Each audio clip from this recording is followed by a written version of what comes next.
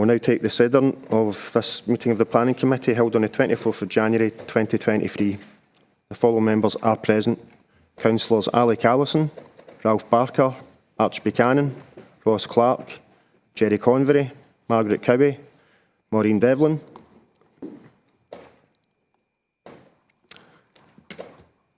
Mary Donnelly. Councillor Joe Fagan is not present. Councillor Gladys Ferguson-Miller is present. Councillor Elise Frame is not present. We have apologies from Councillor Alistair Fulton. Councillor Shalene Handybod is not present. Councillors Mark Horsham and Ross Lambie are present. We have apologies from Councillor Monique McAdams.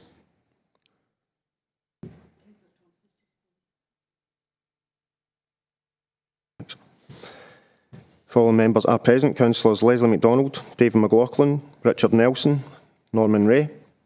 We have apologies from Councillor John Ross, and the following members are all present. Councillors Dr Ali Salamati, Graham Scott, David Shearer, Helen Toner and David Watson. Thank you, and I'll now pass you back to the Chair for today's business. Thank you, Stuart. Item 1 is declarations of interest. Any declarations of interest?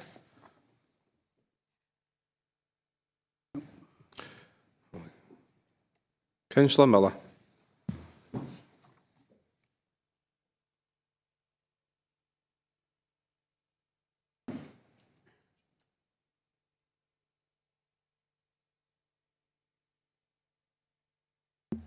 Councillor Miller, we can't hear you just now. I don't know if you've got a microphone muted or...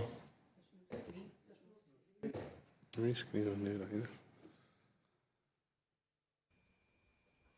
you hear me now? Yes, that's you, Councillor Miller. Thank you. I don't know what happened there. Chair, I'd like to declare an interest on item 10. It's my own home. Thank you. Thank you, Councillor Miller. My first declaration. I will ask you just to leave before we discuss item 10, and then we'll invite you back in, hopefully, if it works. Thank you. Councillor Devlin. It's actually Shalene Handybod is on, and I don't know, is Bert Thompson on, because he was supposed to be subbing for Monique. Thank you. I'll just double check. He's not in at this moment in time. Shalene there. Councillor Handybod? Yeah, Councillor Handybod. Okay, well, we'll move on. Councillor Thompson is having issues. Any other declarations of interest? Item number 2 is the minutes of a previous meeting submitted for approval, pages 5 to 14. I'll approve these minutes. I will second it. Anyone else otherwise minded? Approved. Thank you. Agenda item 3 is pages 15 to 20. It's a National Planning Framework 4 update. And Tony is going to give us an update on that. Thank you.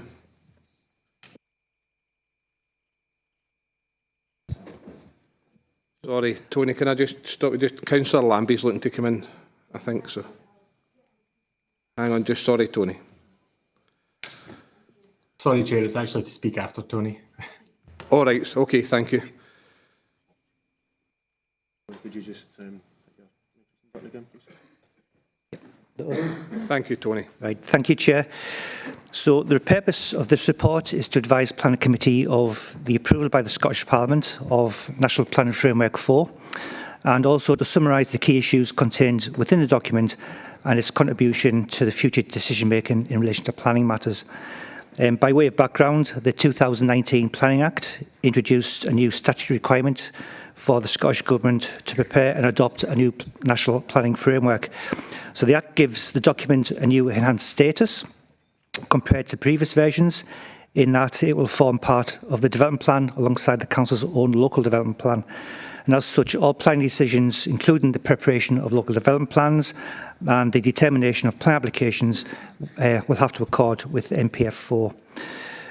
Following consultation on a draft in early 2022, a revised version was laid before Scottish Parliament in November. And following a debate in Parliament on the 11th of January 2023, the document was approved. As part of the Act, the Scottish Ministers are now required to adopt and publish NPF4 as soon as practically possible. In fact, since this report was completed, the Chief Planner at the Scottish Government has written to planning authorities to advise that will take place on the 13th of February. In terms of the document itself, it's set out in 3 parts. Part 1 sets out the National Spatial Strategy for Scotland to 2045. It makes reference to the role of the planning system has in achieving the target of net zero emissions by 2045, supporting nature restoration and ensuring a just transition so that outcomes are fair for everybody. Part 2 is the National Planning Policy. It comprises 33 policies on separate topics for the development and use of land, which, as I said, are to be applied to the preparation of local development plans and also determining plan applications. And Part 3 sets out a series of annexes. 4.2 of the report sets out the 6 overarching principles that are to apply or that form the foundation of NPF4. They're listed there. I won't go into them in too great a detail, but there is references throughout to meeting climate ambitions, local living and supporting local livability and improving community health and well-being, and also rural revitalisation, which is to encourage sustainable development in rural areas and recognising the need to grow and support urban and rural communities together. A series of 6 action areas, as they're called, for Scotland have been defined in NPF4. In the context of South Lanarkshire, the urban areas and much of the rural area is included as part of what is described as Central, which is aimed at transforming and pioneering a new era of low-carbon urban living. And the 3 main priorities are set out in section 4.3 of the report. The southern part of the council's rural area merges into the South Action Area, as it's called, which covers also Borders and Dumfries and Galloway. And again, the 3 main priorities are set out in section 4.4 of the report. NPF4 also identifies 18 national developments which will support the spatial strategy.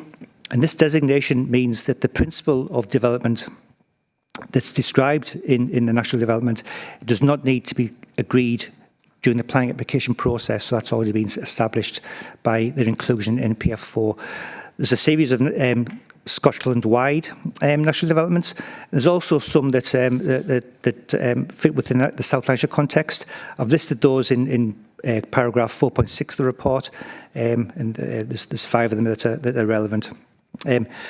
Part 2 of NPF4 is where the detailed policies are found. The table in 4.7 sets out the 33 policies within NPF4, and as you can see, there's a series of challenging topics that planning is now tasked to deal with. So just the next steps, once it's adopted, NPF4 will become part of the development plan alongside the LDP2. It will be material consideration in determining all plan applications. We are expecting transitional arrangements and detailed guidance to be published by the Scottish Government in due course to help the initial information of the document. In the longer term, the Government's advised that regulations for the preparation of local development plans and open space strategies will be laid before Parliament in the near future. It's currently estimated this will come into force in late spring, early summer. And at this point, work will start on the next Local Development Plan 3. And a report will be brought to committee at that time, outlining the steps and the timescales involved. So the approval NPF4 represents a significant transformation for the way in which decisions on planning matters are to be made. It reflects many of the emerging themes and priorities already identified at a national level and the programme for government. And it establishes a framework on how the planning system will deliver the government's aspirations.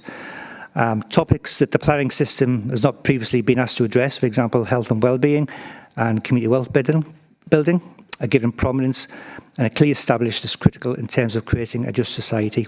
The emphasis on placemaking, the creation of 20 neighbourhoods, and the role local people will have in shaping their areas is also established in the document. So together with changes to the building regulations, which are set to be introduced in 2023, later this month actually, the transformation of the planning system will have significant implications for the council as landowners and developers and for the delivery of services. A more joined-up approach involving planning and building standards will evolve. And in order to support the delivery and application of NPF4, a range of awareness sessions and workshops will be programmed to inform elected members, but also officers across the council. The upskilling of planning staff making decisions will also be an important issue, as is the continued resourcing of the planning service in terms of capacity and skills. So the recommendation on the front page of the report is simply to note the approval of NPF4 and the implications for decision making in relation to planning matters in the future. Thank you, Tony. And I'm right to say as well, Tony, we will be having members' awareness sessions round about February time for members to try and get their head round about the NPF4. I'll bring in Councillor Ross Lambie first of all. Thanks, Chair. First of all, just to thank the Planning Department, because I know when the NPF4 landed in consultation, they spent a lot of time analysing it and giving detailed feedback to the Scottish Government. And there's a lot of hard work in that, so thanks for that. I've got two questions, really. The first question is just on the Planning Department's resourcing of this new policy, because you guys were already pretty busy. You had your LDP3 build-up, and you've been supporting the local place plans initiative as well, which, you know, absorbed quite a lot of resource working with the communities. And the thing about the NPF4 is it is a very good kind of changing gear in the planning system, but it does require our planning department to have more involvement in some quite technical areas. So I think there's reading it, there seems to be increased emphasis on heritage assessments. Whereas I know we don't have a heritage officer. We're one of the few local authorities not to have one, whereas some authorities have a full heritage team. There's also an emphasis on retail assessments, because there's a kind of move away from out-of-town retail to try and push them back into the inner towns. And it's quite a complex, specialised assessment. I'm guessing we'll have to outsource that to consultants.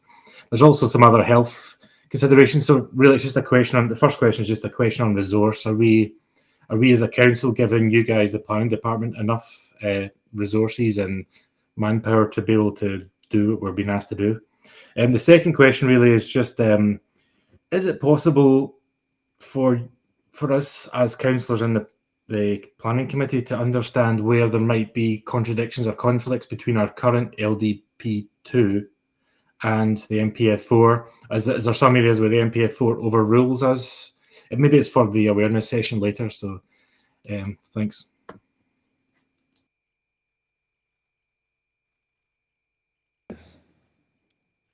Fraser, who's coming in? Fraser, yeah.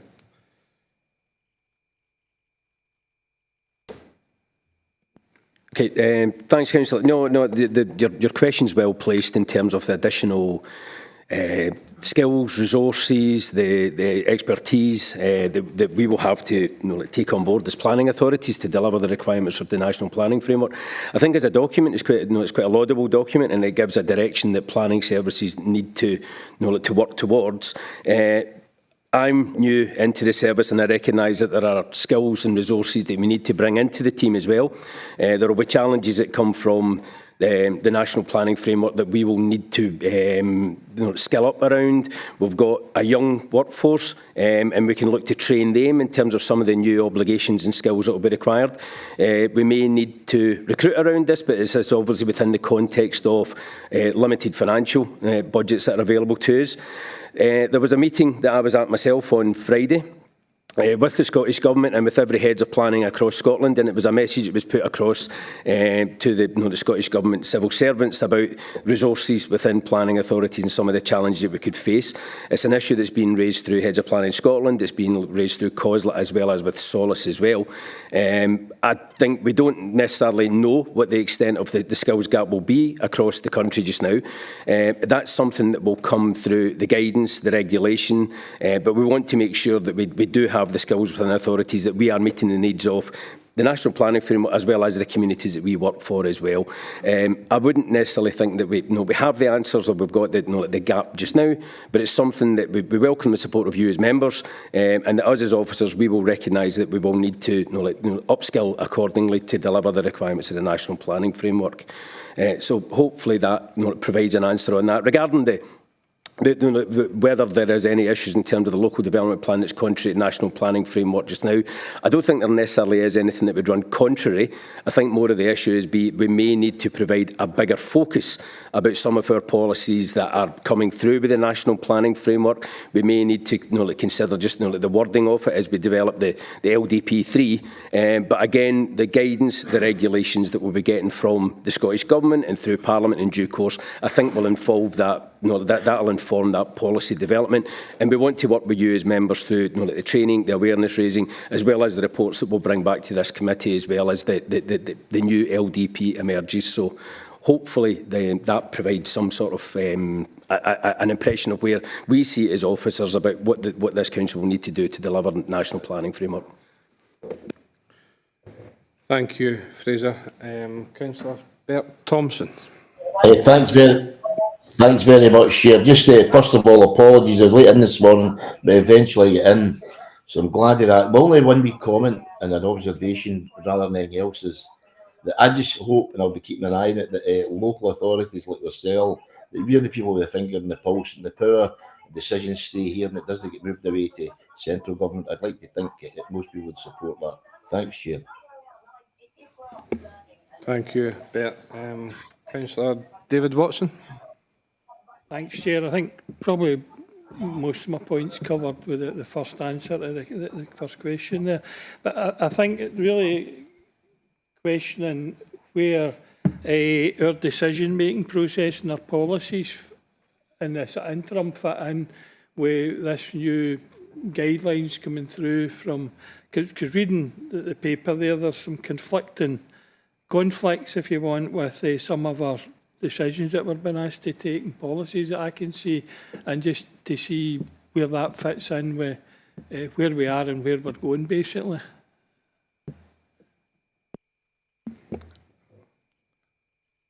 Yeah, thanks, Councillor. No, it mentions in the reports itself about the national planning framework is now a material consideration for planning applications.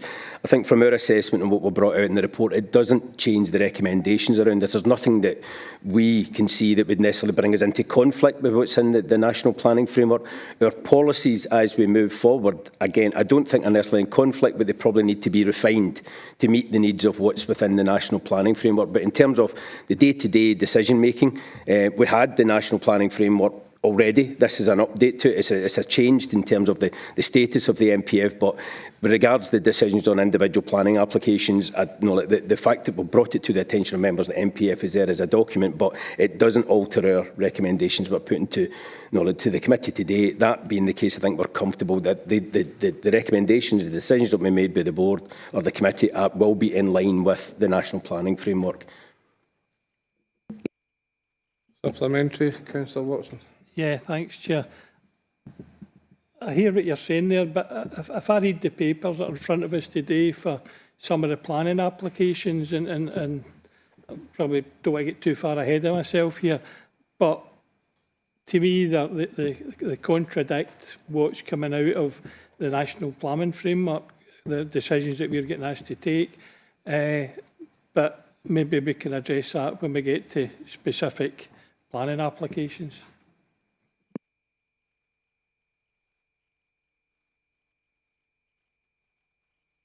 Yeah, I would say that's appropriate in terms if you feel as if there is an issue where it's running contrary to national planning. Again, I would probably reiterate in terms of herself, it's, although a material consideration, it's the local development plan. That would be the document that would inform the decision-making process. The national planning framework is a material consideration, and it's really a matter, I suppose, in terms of members to weigh up which one has the greater significance. I would be inclined to feel as if, and it's possibly picking up that the comments, the decisions that are made are should be in line with the local plan. I think that's more relevant to our decision-making process. The national planning framework, and that's what we're awaiting the guidance around this. I think that will be to inform almost like national level decisions. but it's not. But for the proposals that are on the agenda today, I'd be inclined to think the local development plan would be the determining factor that would reach the decisions that we make today. Thank you, Fraser. Are you content with that, Councillor Watson? We did have at the pre-agenda, we did go through the National Planning Framework, and we have discussed this already, just to make sure that we are, and as Fraser lightly said, we are still following our LDP that we agreed as a committee. Councillor Barker. Well, thank you, Chair. I'm sure this planning framework is, a good thing, and it'll take some time to see how it works in practice. What I would ask is, whoever made up the report, section 4.6, which is within South Lanarkshire, is high-speed rail. Just briefly, how that affects South Lanarkshire. A very poor decision by the HS2 team means that we missed opportunity for a lot of employment in South Lanarkshire. And really, high-speed rail doesn't seem to do anything for South Lanarkshire, and does really disadvantage both transport and environment in South Lanarkshire, given the way they intend to run that service, which probably will be, I'll probably be no longer here when that starts. But I just wondered, whoever made the report up, did you have any particular view on how high-speed rail works in South Lanarkshire? Thanks. Tony? I know Tony did the paper. I'll ask Tony just to... Yeah, thanks, Chair. Yes, the reference to it in NPF4 is very generic. It talks about affecting central and southern Scotland in very general terms. So there's no specific proposals or measures that might support the high-speed rail network within our area. It'll be just based on projects and proposals as they come along in due course. But the one thing that's important is that a national development, the principle of development is established by just being included in here. So the principle of anything that's going to improve the rail service will be enshrined in NPF4. I'll give you a supplementary, Councillor Barker. Well, sorry, it's just a comment. Thank you for that. Come back separately at a later time, but high-speed rail actually seems to disadvantage travel and the environment in South Lanarkshire, but it's something that has not really been taken up or understood. So thanks very much for that. Thank you. So the committee is asked to approve to note the approval of the National Planning Framework 4. Agreed? Agreed. Agreed. Thank you. Agenda item number 4, pages 21 to 32, is the planning application P220360, election of a dwelling house for planning permission in principle by Mr Kevin Brown, land at Spittal Farm in Carnwath, and I will ask Bernard to present. Thank you, Chair. The committee will recall that this application was presented to the last meeting and continued in order that the site plan could be shared. A link was shared which would have allowed access to view the plan. The application is for permission in principle and seeks consent for one detached house. The site plan indicates that the house would be located to the west of the application site and a paddock area retained to the east of the site. In terms of the local plan policy, the application site lies within the rural area and is subject to assessment against Policy 4, Greenbelt and Rural Area of the adopted local plan. This states that development which does not require to be located in the countryside will be expected to be included within a settlement boundary. Other relevant policies are GBRA 8, development of gap sites, which outlines criteria which should be adhered to in order for a proposal on a gap site to be favourably considered. Policy GBRA 9 relates to the consolidation of existing building groups and advises proposals for new houses within existing building groups will be supported, again subject to specified criteria. The indicative house plot located to the west of the site would not be closely bounded by buildings, and the small number of trees would not physically or visually provide a strong defensible edge. The proposal represents inappropriate ribbon and linear development, and the proposal would not consolidate nor round off the building group, and rather it would extend beyond the defined group into a greenfield site currently used as agricultural land. Overall, it is concluded that the proposal does not comply with the requirements of applicable policies within the adopted South Lanarkshire local plan, and it's therefore recommended that permission is refused. Thank you, Bernard. I'll open up for any questions or comments. Councillor Allison. Thanks, Chair. As you say, the reason this was deferred was to give a better indication as to the site situation, if you like, and also some of the background. I think the applicants will be disappointed some of the wording hasn't been changed in the application to better reflect the situation on the ground, but that was not really why it was deferred. Is this a gap site or not is really what we're looking at. And if you look at your map at the end of this application, you will see to the left is a row of houses, and to the right is a single house, what they're calling Spittal Farmhouse. The application for the Spittal Farmhouse includes all of that land within the square where you see the numbers 203M.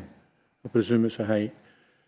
All the land round about that farmhouse is not agriculture, it is defined as garden ground.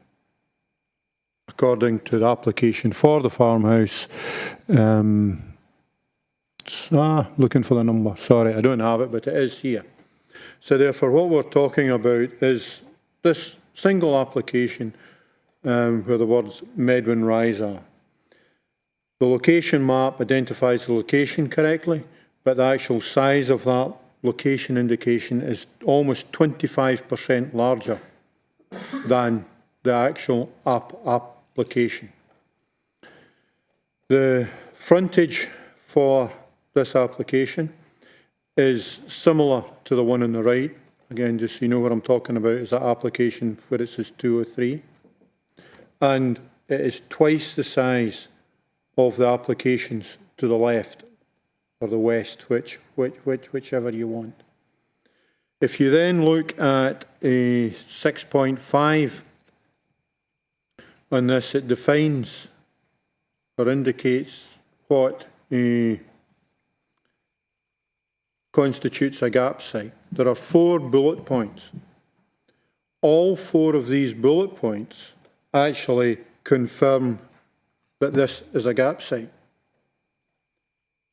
I think the applicants did indicate they're willing to sign a section 75 so that the ground on the right of the farmhouse wouldn't be built on.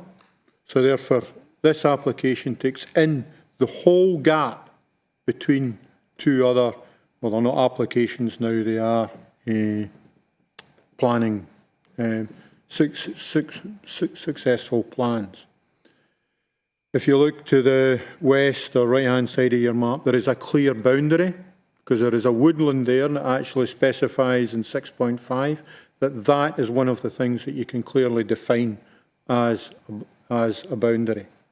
So what I think we have here is quite clearly a gap site.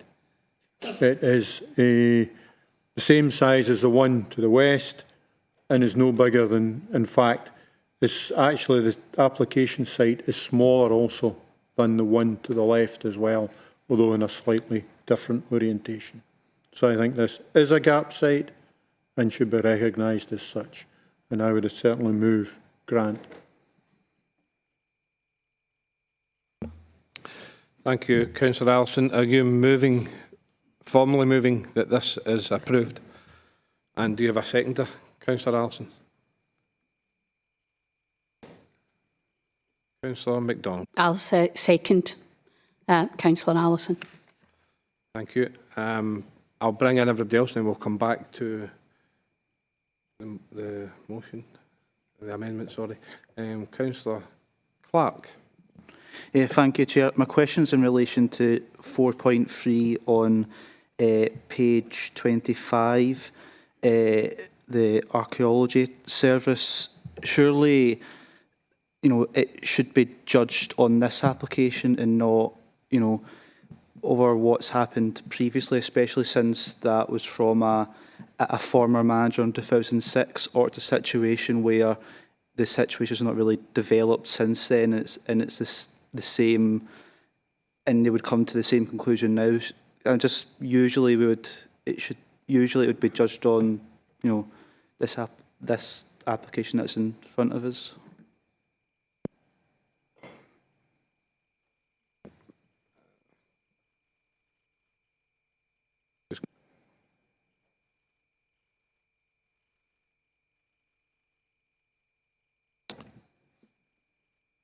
Thank you, Chair. Just to clarify, that's a consultation that we would undertake with the West of Scotland Archaeological Service, so we take on board their guidance. Ultimately, it's something that, if you felt appropriate to do so and it was minded to approve, we could have a condition to address that matter attached, if that was something that you wanted. Thank you. Bernard, I don't know if you wanted to come back on Councillor Allison's points, or I'm quite happy just to carry on. You want to come in just before I carry on with anybody else? If you maybe want to carry on, and I'll come in at the end, if that's all right, Chair. Councillor McLaughlin. You asked my question, Chair. I was looking to hear a response from Councillor Allison's comments in regard to what is a gap site or not. I think he gave it quite a good go, and I would like to hear an official response from what he had said. I was getting ready to second him, but I wanted to hear a response from the officials before doing so. Councillor MacDonald beat me to that. Thank you. I'll come back. I'll just take the rest of the questions and then we'll come back to the officers' points. And that, thank you, Chair. Yes, I was going to second or third it. It's just that I see a certain inconsistency here compared to some of the other applications, and I just really cannot go along with the recommendation against this application when there are other applications which to me appear no different seem to be recommended. Thank you. Thank you, Councillor Barker. Bring in Councillor Watson, please. Thanks, Chair. This is one of the ones I think that there seems to be a conflict with MP F4. And if I read from MP F4, there's a clause 4.26, rural revitalisation, encourage development in rural areas, need to grow and support urban and rural communities. 4.42, increase the population by improving local livability and livability plans for rural homes. And to me, this application ticks the boxes for that. Yeah, I could get it if we were saying we were getting a clear steer that this wasn't a gap site, but I think there seems to be some questions about that. I think as well, jumping ahead to another application, there's a document, the justification for proposals with that document, and that highlights some inconsistencies, like Councillor Barker's just saying, and how we're adopting these policies. So I've got concerns, and I think the question I would be asking officers, if this was to go to appeal, on a scale of 1 to 10, how confident would you be of being successful in that appeal? Thanks. Thank you, Councillor Watson. I'm going to ask Bernard just to come in and answer the point about the gap site of what Councillor Allison had asked, and then just to finish up before we come to any votes or anything, I'm going to ask Fraser, as the new head of planning, to speak on it as well. So I'll bring in Bernard first. Thank you, Chair.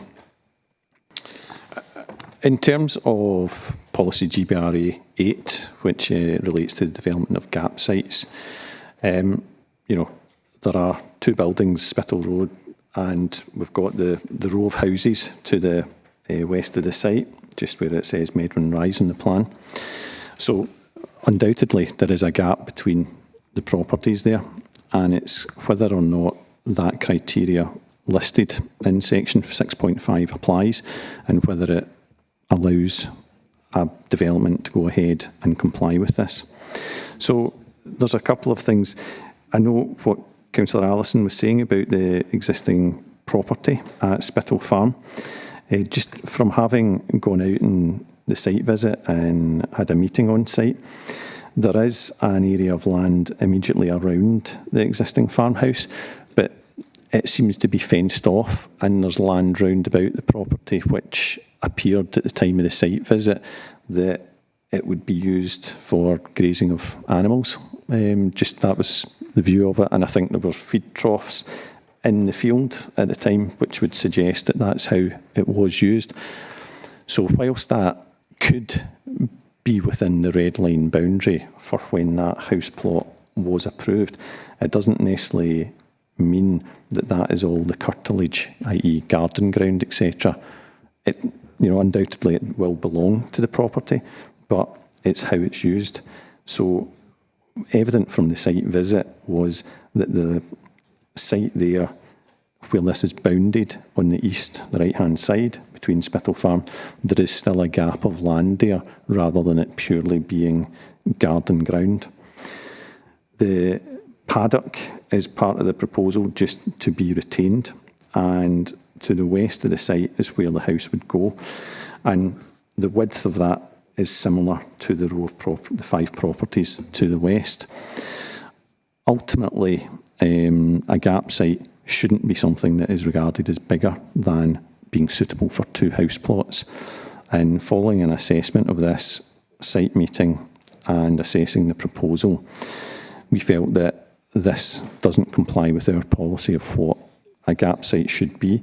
This is a policy that's in the 2021 adopted local plan, which was approved by the committee, and ultimately trying to implement the policies that had been approved by the committee. So from a planning assessment, we've come to the conclusion that this doesn't comply with it being a gap site.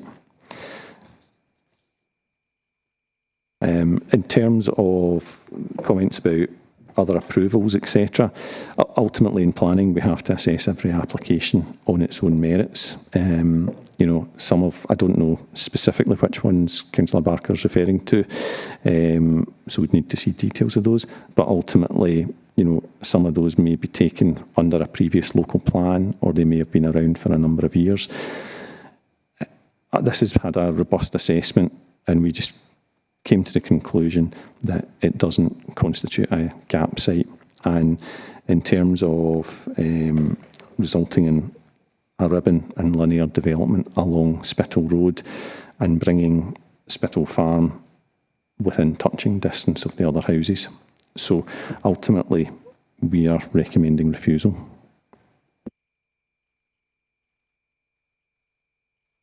Fraser, can I just ask you I know you wanted just to come in just to clarify some points as well, and then I'll bring in Councillor. Sorry, is my microphone on there? Is it? Yeah.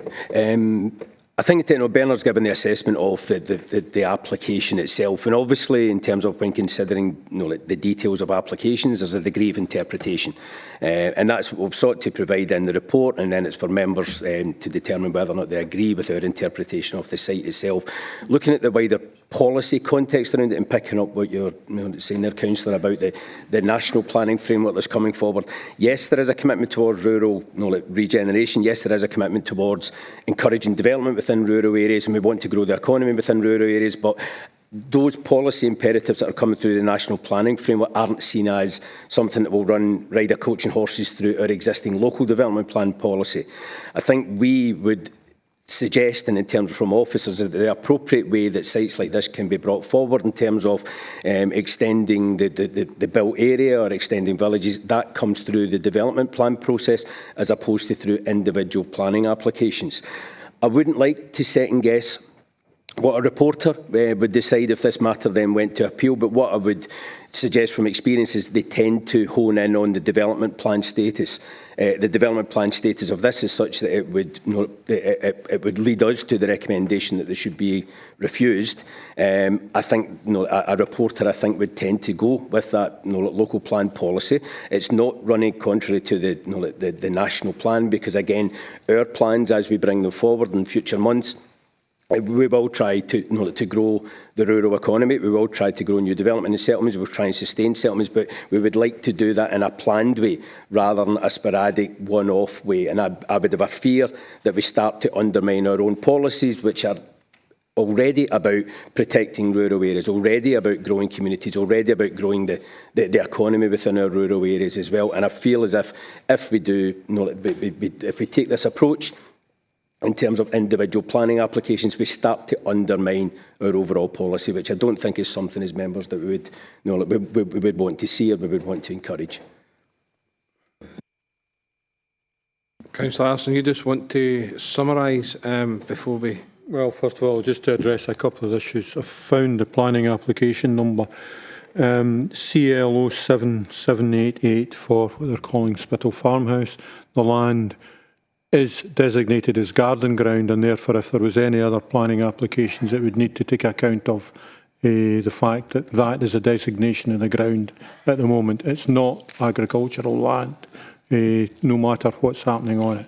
It is currently designated as garden ground under the planning constraints. And just to remind everyone that this application is a third of the size to the one of the west and only 75% of the size of the one to the east.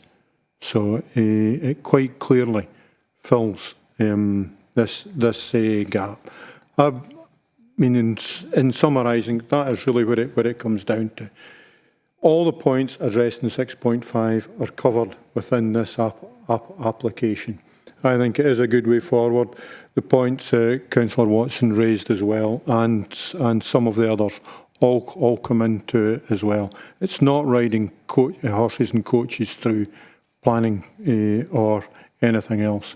It's actually what's the word I'm looking for?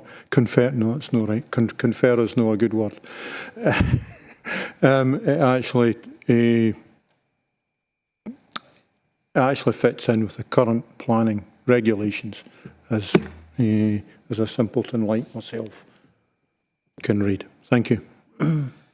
Thank you, Councillor Alison. I'm going to bring in Councillor Watson. If nobody else puts their hands up now, then Councillor Watson, then we're going to come to a conclusion. Thanks, Chair. And again, it's just coming back on maybe the points about our own local development plans, but in our papers today, further on in another application, there's reference to a previous planning application that was granted in similar circumstances. And I'll quote from the paper, the council document: "A departure from policy can be accommodated in this instance given the location of the size, its physical characteristics and surrounding development." So I think this is where we lack consistency in applying these things. If we see Councillor Allison's put forward, I think, a valid argument about, from the point of view of this, a gap site.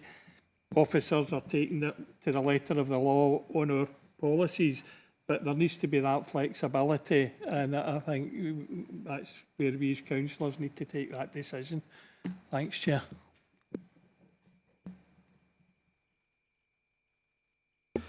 Thank you. Just before we conclude, Bernard, did you want to just come in that last point just before we conclude? No, you're okay. Okay.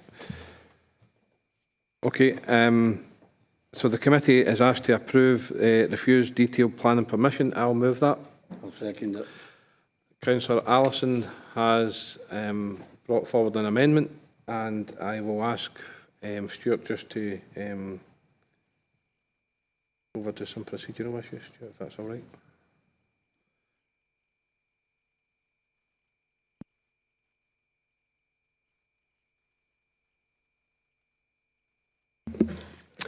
Yeah, thanks, Chair. Councillor Allison, can I just clarify a couple of things, please? So, You're moving that the application be approved. Is that subject to appropriate conditions?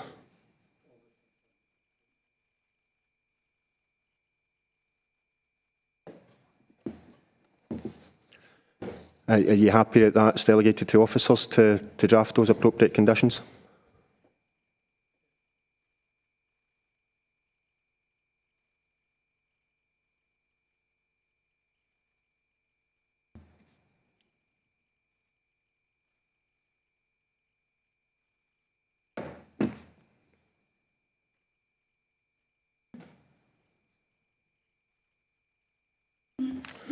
And you're moving this on the grounds that it's a gap site?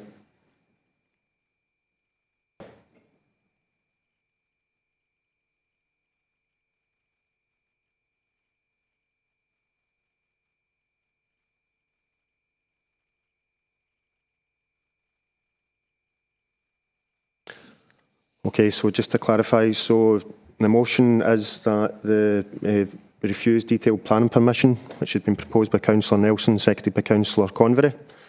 Amendment moved by Councillor Allison, seconded by Councillor MacDonald, is that planning permission be approved, subject to appropriate conditions to be drafted by officers on the grounds that the site is a gap site.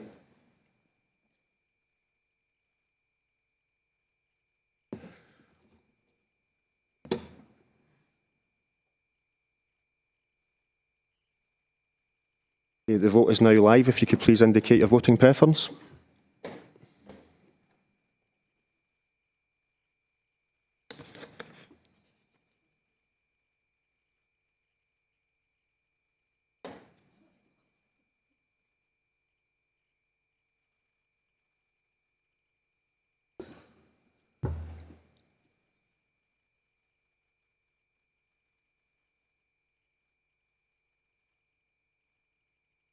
We have a number of members that still haven't voted. If you could please make sure that you've indicated your voting preference. Thank you.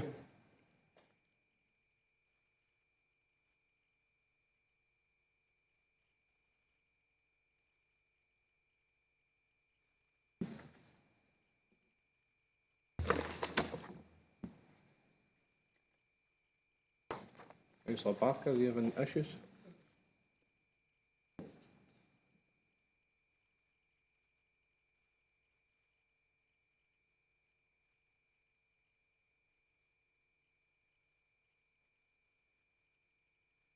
Should be on this screen, Councillor Barker, on your.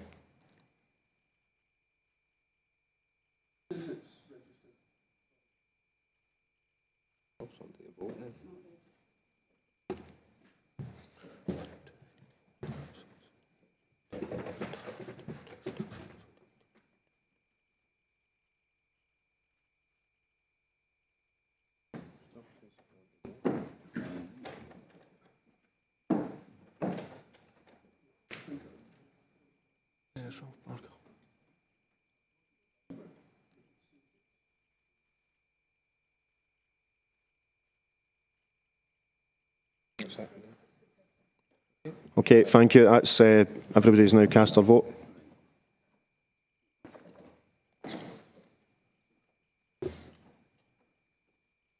Okay, 7 members have voted in favour of the motion and 15 members have voted in favour of the amendment, which is declared carried. Thank you.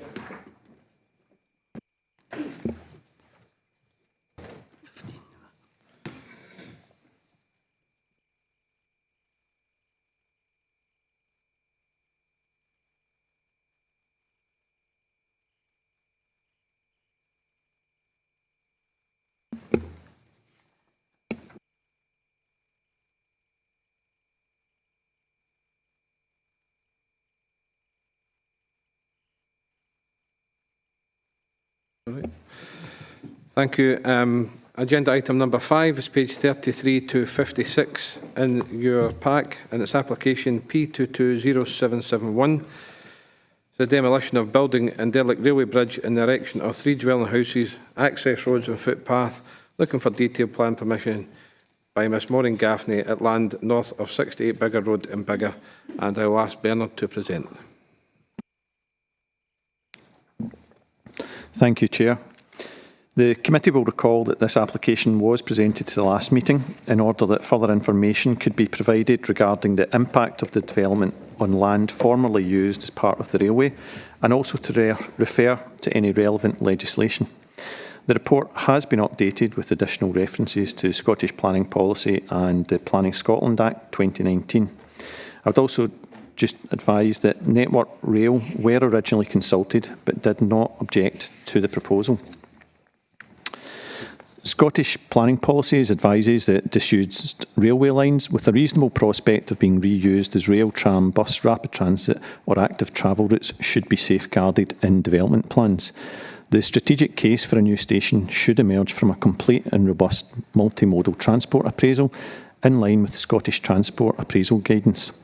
The Clydesdale Stag, as it's known, has concluded the Part 2 appraisal stage, and a rail station at Symington on the West Coast Main Line remains a long-term option. However, the disused railway line at the application site is not considered for rail or other forms of public transport at this time. In the Planning Scotland Act 2019, it advises that Scottish ministers in the preparation of the National Planning Framework should have regard to the desirability of preserving disused railway infrastructure for the purpose of ensuring its availability for possible future transport requirements.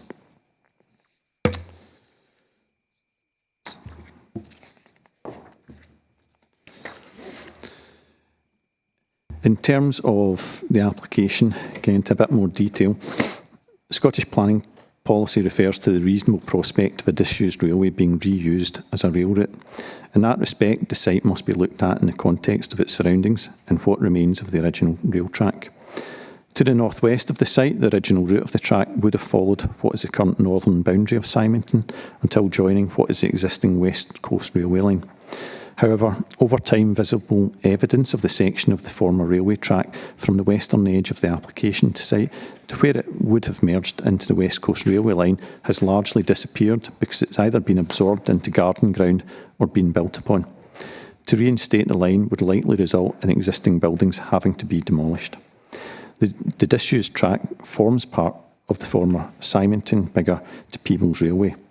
The route to the east of the application site is visibly discernible. However, the viaduct over the River Clyde has now been removed and most of the route within Biggar town, including the former railway station, has been redeveloped.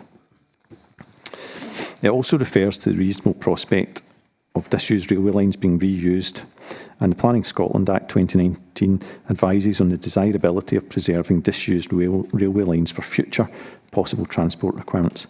However, it does not advocate preservation in situ and a blanket ban on all development of former railway infrastructure without taking account of particular circumstances pertaining to the development site and its surroundings. In this instance, it would seem disproportionate to look to refuse the application based on the possibility that the full extent of the original route would be required for a reinstated railway at some point in the future. Overall, and following a detailed assessment of the proposal, the layout, design, location and impact of the development on the surrounding amenity is considered to be acceptable. The proposals represent an appropriate form of residential development for the site, and it is therefore recommended that detailed planning consent be granted, subject to the conditions listed. Back to you, Chair.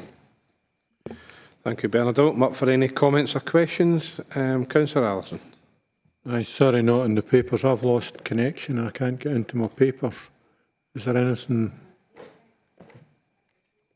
Please. Thank you. Councillor Barker. Thank you, Chair, and thank you for the past consideration of my objections. It is about principle, and I have sympathy for both the applicant and the objectors. But the recommendation is on material considerations, and the material consideration, which is expected in the guidance and eventual legislation. But material considerations appears to be on the basis that it is unlikely that this will be a railway again,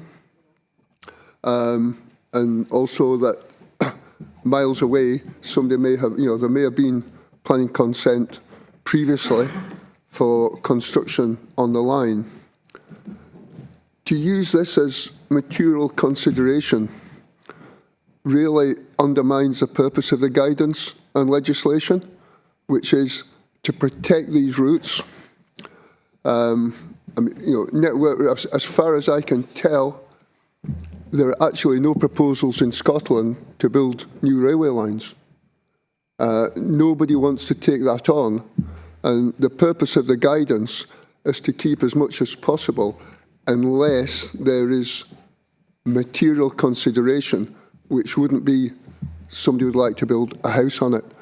Now, I don't expect this committee to continue to support my objection, but I would still object on the basis of the principle of the guidance is to protect where possible these routes for further use, which may not actually be a railway. And the fact that there isn't a plan to rebuild the railway presently or currently isn't a suitable material consideration. Thank you. Thank you, Councillor Barker. Can I just confirm that you are moving for refusal on that basis? Yes. Yes. And do you have a seconder? Is there anybody who would like to second Councillor Barker's? Councillor McLaughlin? Chair, while I have got a great deal of sympathy with what Councillor Barker is saying, you know, that he's mentioned there's no proposals at present, but there wasn't any proposals to build a Lark Hall railway line. There wasn't any for Ayr to Bathgate or the Borders railway line until there was. You know, so it's a difficult one, and I understand fully Councillor Barker's concerns, because there is a strive to increase public transport, to make public transport more accessible, and railway lines is one of them. In 1965 at the Beechings cuts, they removed hundreds of railway lines, and it's recognised now that that was a mistake. A lot of that was a mistake, and they're looking to reinstate railway lines where they can, and have done so successfully on 3 that I've just mentioned. However, I'm not going to second Councillor Barker's motion, and I'm sorry to disappoint you, Ralph, but I do have absolute sympathy with you, and it's a real difficult one, and I appreciate the officers that they took this back to have a look at it, and back at committee again. But so that's my comments, Chair. But no, in case you thought I was going to second Councillor Barker, I'm not going to do that. Sorry, Ralph. Thank you, Councillor McLaughlin. I think what we at the last committee meeting in November was we asked the officers to go away and do some work round about, and I think they have done that, and they've came back with the information that's in the paperwork. You know, so I get where Councillor Barker's come from as well, but we have to take the information that's with us here in this present day. We have to take each planning on its own merit. Bernard, do you want to come in just on anything from Councillor Barker first, and then I'll take Councillor Allison? No? Okay, and Councillor Allison. Aye, thanks, Chair. Sorry, Ralph, I'm not going to second this either, but I do understand his line of arguing as well. This application has created, you'll see from the number of objections, a difference in the community as to whether it's a good thing or not. The objectors are quite clearly in the paper here, but there have been other forums where the discussion has been more around welcoming of, we'll use the words tidying up of that area. I'm pleased to see that the access is not going to be restricted at all. Yes, it is going to be realigned, which seems to be one of the biggest issues of the objectors. And as much, Ralph, as I would like to see a lot more trains going about, I'm just not quite sure the line for Symington to Biggar will be very high on that list. So understand what's been said, but I'm happy to. Thank you, Councillor Allison. So if there's no further hands, I will move that we grant detailed planning permission subject to the conditions. Second that. Any others minded? Thank you. Approved. Agenda item number 6 is pages 57 to 72 in your pack. Is the erection of a wind turbine detailed plan application for Access Energy Limited in East Kilbride, and I will ask Tina to present.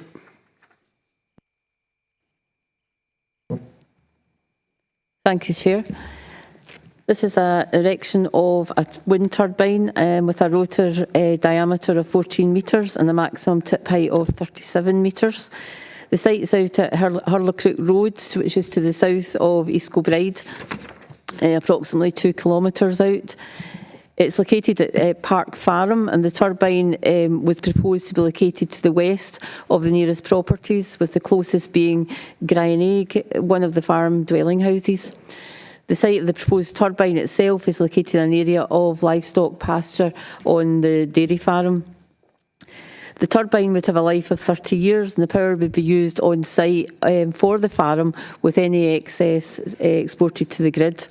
And the site would be accessed through the farm buildings on the existing farm access track. The relevant planning policy is set out in section 3 of the report. Most of the policy background is generally supportive of renewable energy, but subject to the relevant criteria which we go on to assess. In terms of consultations, I would highlight the responses from NATS, that's National Air Traffic Systems, who object on the grounds of aviation safety, and BAE Glasgow, who have examined the aerodrome safeguarding perspective and also would have concerns unless the turbine was mitigated in terms of the radar mitigation scheme. However, the applicant responded, stating that the turbine was a low-budget project which would not benefit from any subsidy or feed-in tariff.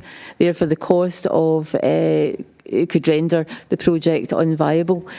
So the cost of doing a radar mitigation scheme for one turbine has been ruled out by the applicant in this situation, in this case. Turning to our assessment and conclusions, is set out in detail in section 6 of the report. And as I say, we've assessed it under the detailed criteria. In terms of visual impact, it's considered that it would have a detrimental visual impact because it sits in a raised area which is highly visible from the surrounding roads and other visitor attractions such as the Langlands Golf Club and also from Langlands Moss Nature Reserve. In addition, there does remain this serious issue in terms of aviation safety.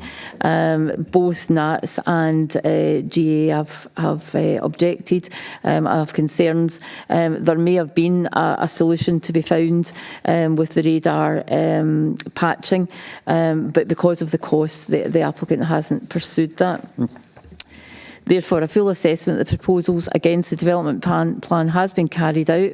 It's considered that the provision of renewable energy alone is not a material consideration in its own right, where renewable energy projects must be considered to meet the development plan criteria, which I've mentioned. So we're recommending refusal for the reasons set out at the end of the report, which cover the visual impact and more strongly, if you like, the unacceptable impact on aviation safety. Thank you. I open up for any questions or comments. Councillor Bert Thompson. Very much, Chair. Just with the concerns here about the aviation, I'm glad to see it's been recommended refusal because safety's got to be paramount. What sort of things can we do for things coming in the future with that? What sort of checks do we do as a planning? Or what guarantees can we get off of people that everything is above board and safe? Because safety's got to be everything. Thanks, Chair.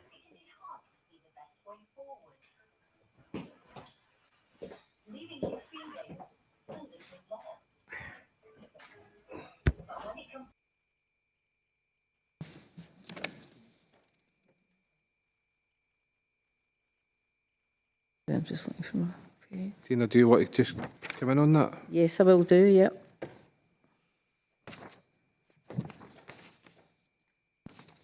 Sorry, I've lost my...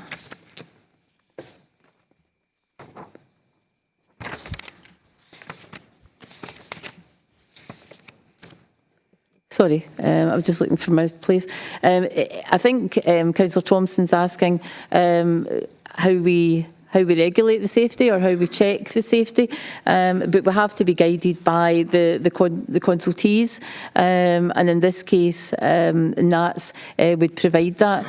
We also seek advice from the Airport Authority, so we don't actually carry out that check ourselves, but they do that and advise as to whether it would interfere with aviation safety. If an applicant wants to pursue that and look at patching as such, where they pay for an upgrade to the radar system, and then we would be again advised that it would be safe if that procedure is carried out. I'm not sure if that answers the question. Thank you, Tina. If there's no further supplementary, if there are no further comments or questions, I will move the refusal of the application for the reasons attached. I'll second it. All agreed? Agreed, thank you. Agenda item number 7, pages 73 to 84 in your pack. Application P221217, the erection of Class 1 retail unit with associated works, Real Estate Limited in Cambuslang. And Tina again, please. Thanks, Chair. Yes, this is a planning application for a new Class 1 retail unit. It's on Western Road in Cambuslang, and it's sought for a new unit to be built. It has an ancillary delicatessen counter as well within the development, and it would have a gross floor space of approximately 695 square metres. It's proposed that the existing adjacent Nisa retail store, which is on site at the moment, would relocate to the new building of this development, which is slightly larger than the existing store and more easily accessible from and it's also easily accessible from the existing unit. Any proposals for future changes of use of the existing retail use unit would be dealt with in due course through a separate planning process. However, obviously, if it's retained as retail, it wouldn't require consent. In terms of consultations, they're set out in section 4 of the report. I would mention or highlight our response from our roads colleagues, because parking had been raised as an issue.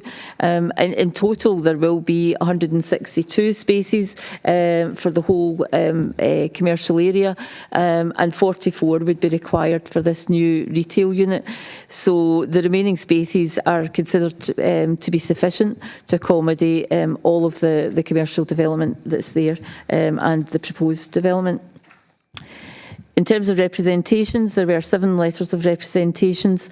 A couple of issues that I would highlight again, although all the points are set out in section 5 of the report, there has been an issue raised about ownership and right of access to the land. That's usually a legal matter rather than a planning matter between parties.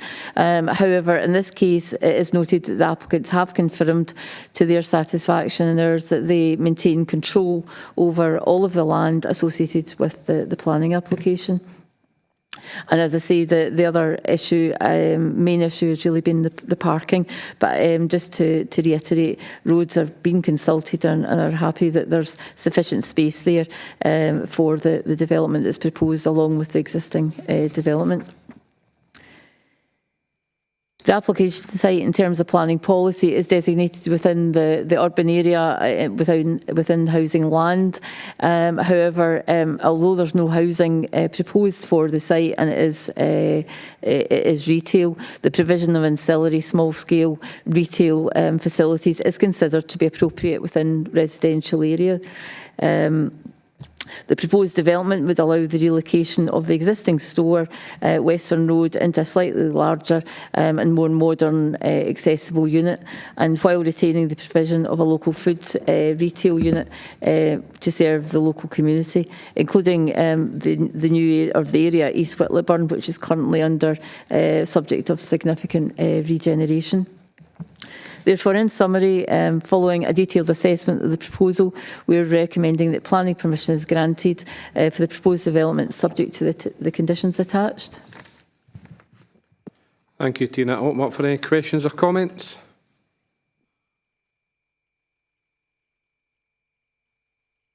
No questions or comments.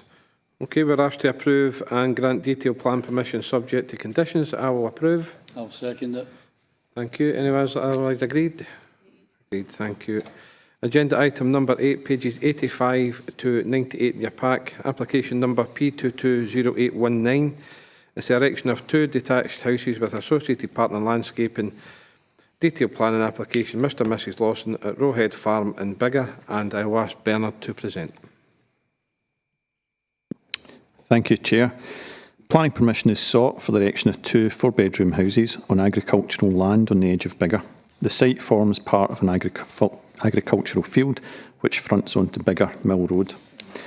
In terms of the adopted local plan, the location of the site is out with the urban area and it is within what's designated as the rural area.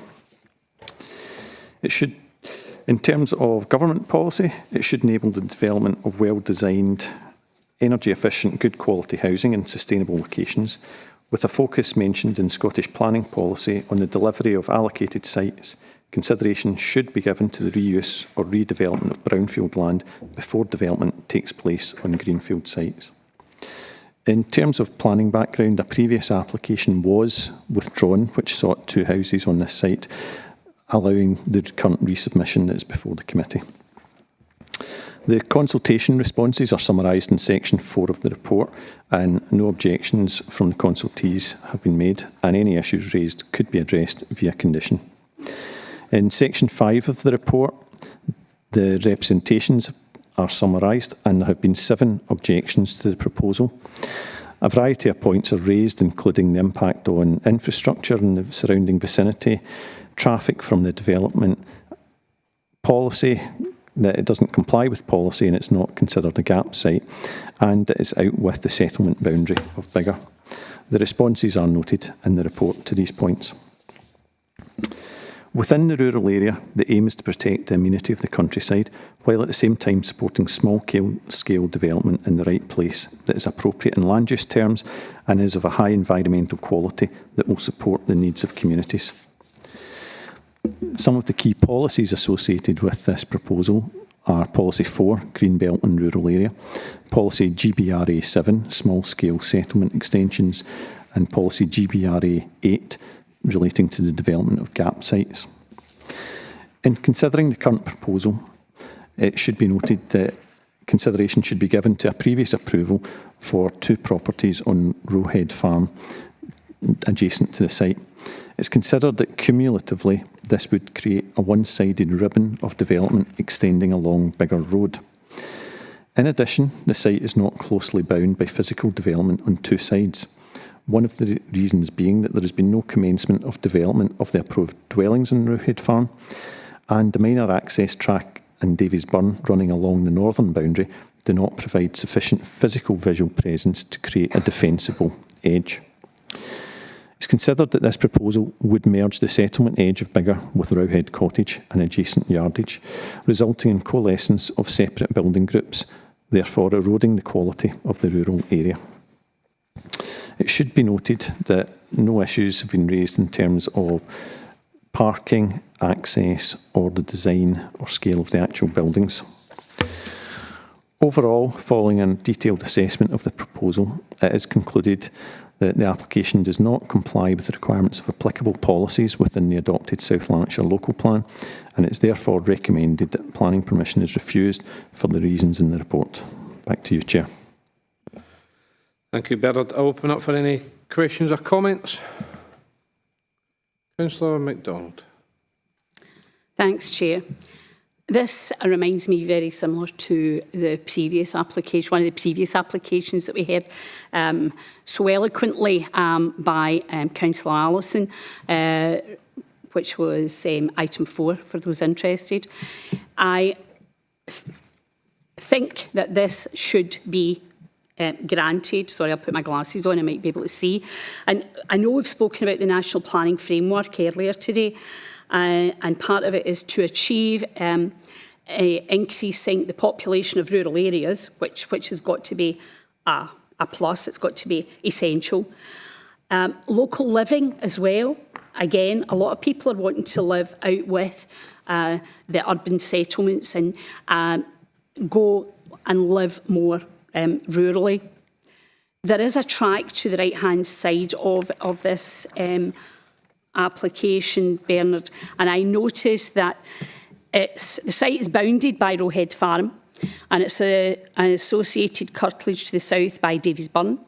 There's an access track which I've mentioned, Rowhead Cottage and Commercial Yardage to the west by the remaining field area, and to the east by Bigger Mill Road and beyond by the banks and floodplain of Bigger Mill, Bigger Burn even, and sloping agricultural fields which extend eastwards to Cartwood Farm. I would like to put forward an amendment that this should be granted for the reasons I've stated. I do think we need to take consideration of the National Planning Framework that we heard earlier. And as I note, roads have no objections, environmental services, Scottish Water, there is no one with any objections to this. So I would like to have an amendment that we grant this application. Thank you. Thank you, Councillor MacDonald. Can I just see if you've got a seconder for Councillor MacDonald? Councillor Barker. Okay. Would you like to say anything on it, Councillor Barker? Not really that much. Just, agree with the amendment and come back again to consistency between applications. I do find it difficult to accept one and another that appears in practice to be the same. Thank you. Thank you. Councillor Watson. Thanks, Chair. Echoing previous comments from Councillor MacDonald, really, and my previous comments against item 4, I think it would be illogical for us to refuse this now after granting item 4. That said, we take every planning application on its merits, and I can fully accept that. I think I go back to papers that are included within this package. There's a supporting statement and a justification for proposals, which to me give a strong argument for the site and would give a strong argument for any appeal that was to be submitted. So I'll not say much more because I think most of it was said under item 4, but I think bearing in mind the National Planning Framework, bearing in mind the papers that are actually with this report, if anybody's delved into them and actually read the justification for proposals from the applicant and the supporting statement, I think we would just be leaving ourselves open to lose an appeal if we were to refuse this. Thanks, Chair. Thank you, Councillor Watson. Councillor Allison. Yeah, I think my thunder's actually been stolen by various others, but question is raised. How the committee has defined a gap site, if you like, does that change the view of the planners at all in their advice on this application? For members' benefit, it's not a through road, it is a dead end that it's coming out onto. Don't know if that's relevant or not. But for reasons of consistency, I just wonder if there is any change in view from the planners. Bernard? Just to come in, that obviously every application is assessed in its own merits, and we note the decision that the committee's made with regard to item 4, but ultimately for this one, the recommendation would remain in the report, but obviously there's a motion and the committee are free to take a vote and as they see fit. Thank you. Any other comments? No. Okay, I will refuse detailed plan permission as per the recommendation. I'll second it. And we have an amendment from Councillor MacDonald, seconded by Councillor Barker. Do you want to? Do you need any clarification? Or are you happy to go to the vote? Yeah, thanks, Chair. So can I just clarify, Councillor MacDonald, this will be granting detailed planning permission, again subject to appropriate conditions to be drafted by officers. Given that there's been a number of references back to item 4 as well, is this on the grounds that this application site is also deemed to be a gap site? Yes.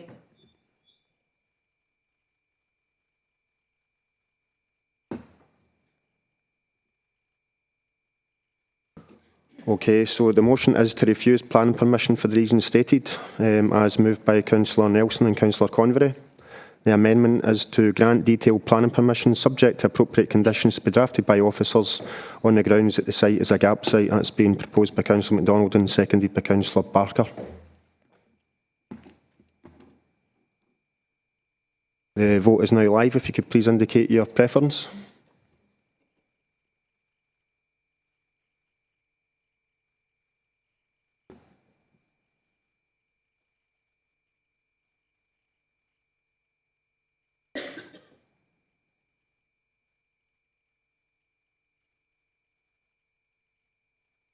That's all members now voted.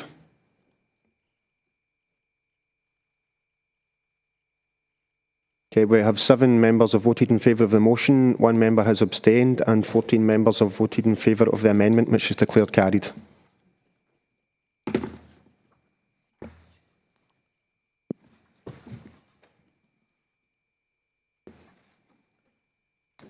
Can you move that on to the next item, please? Thank you.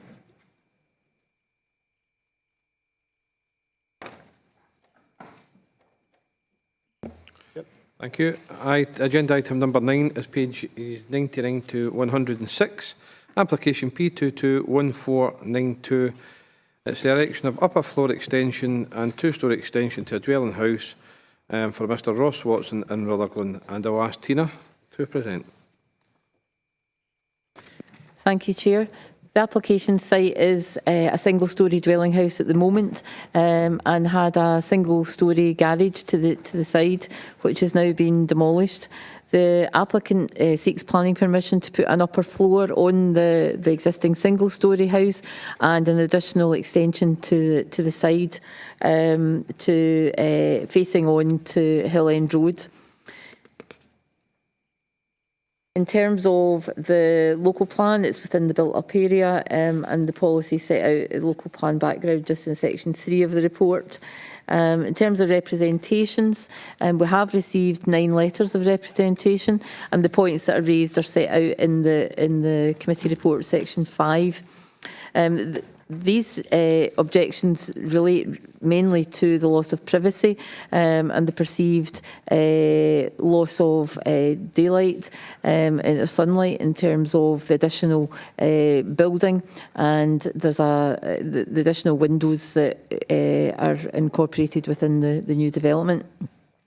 In response, the windows and there is a small balcony on the upper floor the main elevations are on the west elevation, the south elevations, which face onto the side garden of the existing property.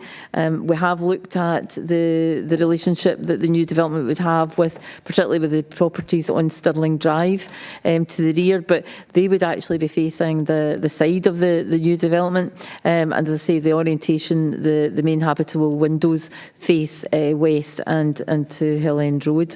We're also looked at window-to-window distances and distances from the side elevation to the windows in Stirling Drive, and that's approximately 18 metres. But because we're not, the habitable rooms aren't overlooking these elevations, that's considered to be an appropriate distance. Overall, it's considered that the impact of the proposal will be within acceptable limits and acceptable limits, and all aspects considered, it wouldn't have a significant or adverse impact to an extent that would warrant refusal. It is a change because it's going from single storey to 2-storey, obviously, and it will be a big house, but it sits within a large plot, and they removed the existing garage, although there is a new garage incorporated within the extension to the house. In light of all of that, we're proposing that we grant consent subject to the conditions attached. Thank you, Tina. Any questions or comments? Nope, no questions or comments. I will move that we grant detailed plan permission subject to conditions. I'll second it. Everyone agreed? Agreed, thank you. Agenda item 10, I will ask Councillor Gladys Miller just to leave the meeting before we go ahead.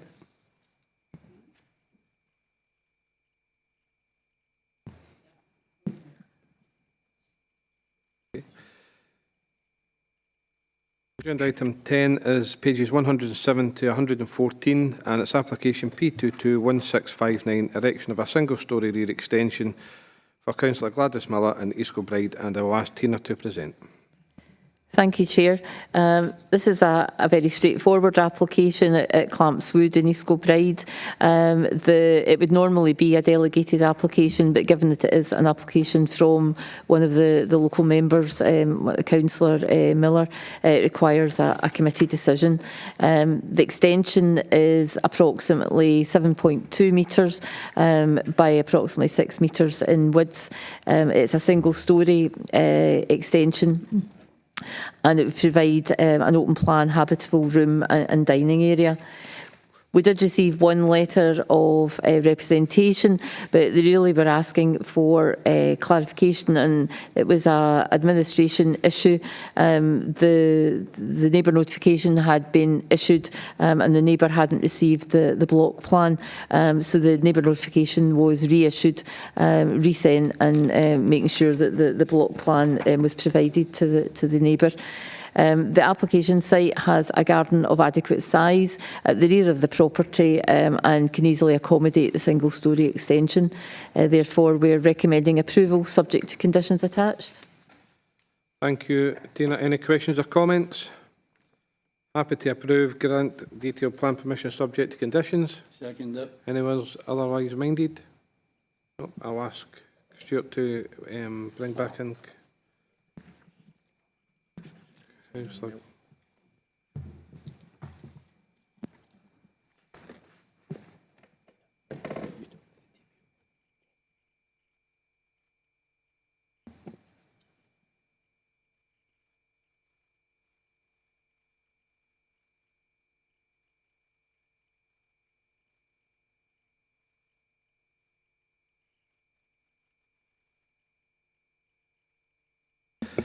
Thank you. Councillor Gladys Miller is back with us. Okay, agenda item 11, pages 107 to 114. It's a tree preservation order, Chestnut Walk and Dunhaven Avenue in Straven, and Tina again.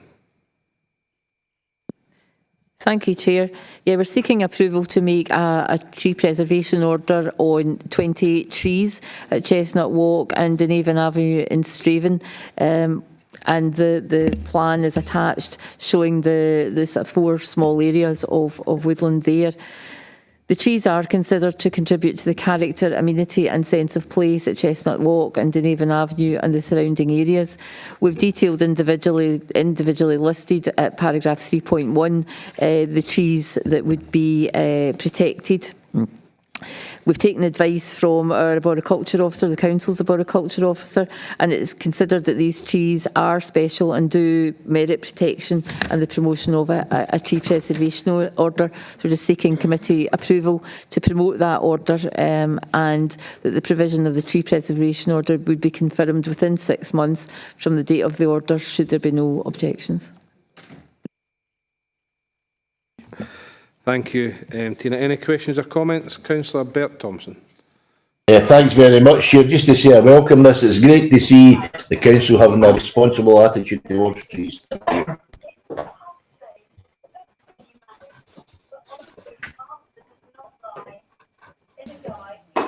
I think Councillor Thompson's froze. Councillor Thompson? He froze. Froze. Any other questions or comments? Oh dear God. No, there'll be a few people like to see me frozen. No, just saying I welcome the council's responsible attitude towards trees. Fully back at you. Thank you, Councillor Thompson. There's no other Questions or comments? Approve? Agreed. Agreed? Yeah. Anyone else otherwise minded? No. Okay, I have no items of urgent business. Thank you all for attendance and take care. Thank you.